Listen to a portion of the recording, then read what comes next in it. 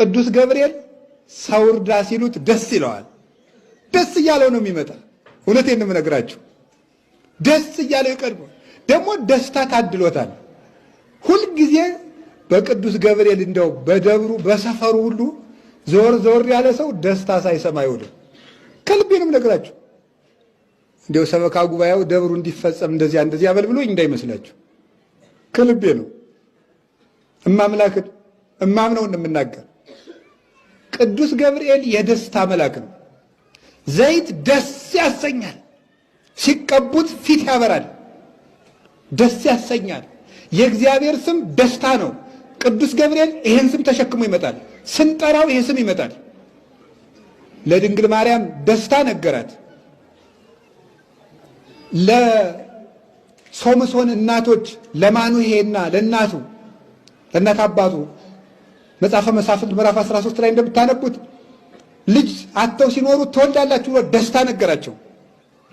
ልጅ አጥቶ ላዘነው ለዘካርያስ ደስታ ነገረው። በጨለማ ላሉት እረኞች ትልቁን ደስታ ነገራቸው። እትፍርሁ እስመናሁ እዜንወክሙ አብየ ዜና ዘይከውን ለክሙ ወለኩሉ ዓለም። ለእናንተም ለዓለሙም ተድላ ደስታ የሚሆን ታላቅ ደስታ ነግራችኋለሁ አለ። ቅዱስ ገብርኤል ትልቅ ደስታ ተሸክሞ ይመጣል። ያ ትልቅ ደስታ አማኑኤል ይባላል። እነሆ ትወልጃለሽ፣ ስሙን አማኑኤል ትይዋለሽ። አማኑኤል የሚለውን ስም ተሸክሞት የመጣ ቅዱስ ገብርኤል ነው። ሐዘን ለነበረበት ዓለም ለመጀመሪያ ጊዜ የመጀመሪያውን ደስታ ይዞት የመጣው ቅዱስ ገብርኤል ነው። ለምኑትም አምላክን ደስታ ያሰማችኋል። ደስታ ያሰማችሁ፣ ደስታ ያሰማን። ሁልጊዜ ቅዱስ ገብርኤል የምስራች ያሰማችሁ። የኢትዮጵያን መከራ በቃ ብሎ ሰላም ያሰማን።